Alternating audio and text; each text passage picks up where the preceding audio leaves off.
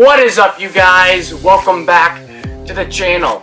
So today we have two big news stories to cover. Yes, both involve starting pitchers. So the first one, the Blue Jays have extended José Berríos to a pretty hefty contract. So here's an article from MLB.com. It says the Blue Jays have agreed to terms to a 7-year, $131 million extension with the right-hander José Berríos. Sources tell MLB.com. Locking up one of the game's most reliable young starters with an aggressive first move in their offseason. But the club has not confirmed the deal. Now, Berríos was scheduled to become a free agent following the 2022 season, so the Blue Jays wanted to lock him up right now. You know, when they had the chance, probably got him on a discount. I mean, some could say, and if they waited until he actually was a free agent, hit the market, asking price could have gone up if he did really well. This coming season, they wanted to get him locked up. They really like him. Why mess around, right? So I think this is a good move by the Blue Jays. They're comfortable with what they offered him. Obviously, $131 million for 7 years. They obviously like this guy. He's a young dude. He hit the market at 27. That's very young. Just like Carlos Correa, Trevor Story, Corey Seager. He's in the realm of young guys hitting the market, earlier and earlier. It seems like in professional baseball, the Blue Jays wanted to avoid that from happening, so they inked this guy to a 7-year contract. And honestly, I think it's a good move because, again, like I said, they liked him, it's obvious, and they did not want to play bidding wars against Yankees or the Red Sox or the Tigers or whoever else might want his services once he hit the free agent market following this season, especially if he does really well. Let's say wins a Cy Young, there goes the asking price, up to the roof. So I think it was a smart move locking this guy up. And does this foreshadow what could happen when it comes to Robbie Ray? Now, you could take it two ways. You could take it to where, okay, the Blue Jays, they want to spend money. They have a good young core in the starting position area. But when it comes to pitching, that's where they're going to probably have to buy, trade, make some deals. With Robbie Ray probably going to win the Cy Young. Does this tell you that they're going to go after Robbie Ray hard? Or does this mean that the Blue Jays do not think they can get Robbie Ray because of how high the asking price will be? I really don't know.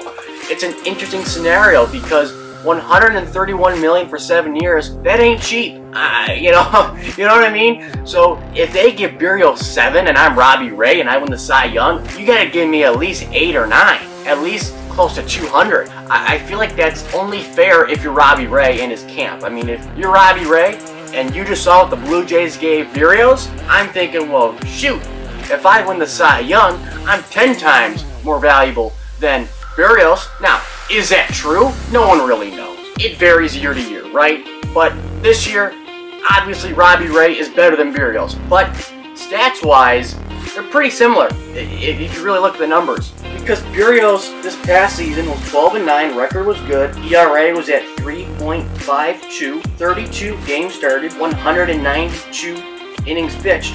And he struck out 204. Okay, that's Berríos here. And if you move over to Ray, 13-7. ERA was much better, led the league in that department with a 2.84. Also started 32 games, racked up the most innings in the league with 193 and 1/3. Racked up the most strikeouts with 248. The strikeouts per 9 was higher than Berríos. Berríos at a 9.6 strikeouts per 9, while Ray had 11.5 strikeouts per 9.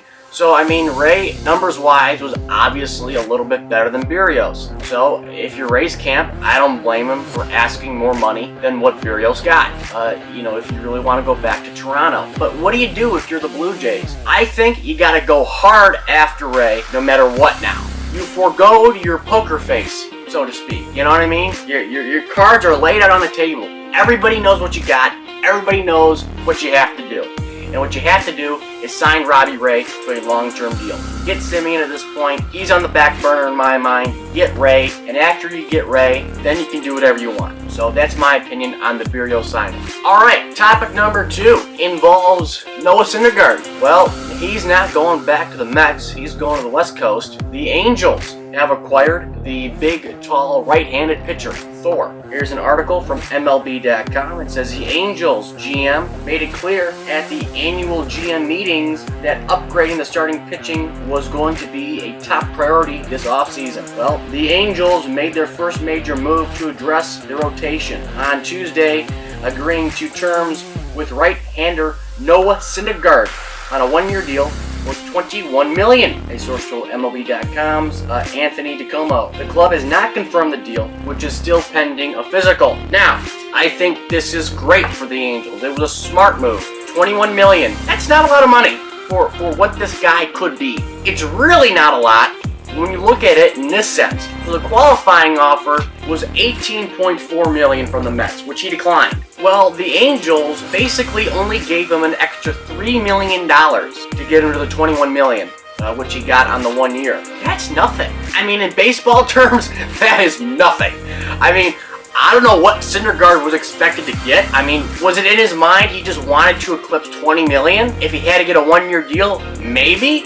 But I mean, if I'm a Mets fan, first of all, I'm kind of ticked off that he went to the Angels, who suck, for an extra $3 million. I mean, it doesn't make sense. And the other thing I want to mention, from a Tigers fan perspective, they signed Eduardo Rodriguez to the 5-year, $77 to $80 million deal yesterday. And I was going to make a point on this in a future video, but might as well make it now. This market, when it comes to starting pitching, fit the Tigers so well. In particular, Noah Syndergaard. Like, you gave Rodriguez $77 to $80 million for 5 years, which I'm okay with, but you can't give Syndergaard $21 million for 1 year? I just don't understand why more teams tried to go hard at Syndergaard, because again, I think it's smart with the 1 year. When you get a 1 year, it's low risk, high reward because of his potential. And if he could be back to that Thor type of status and really just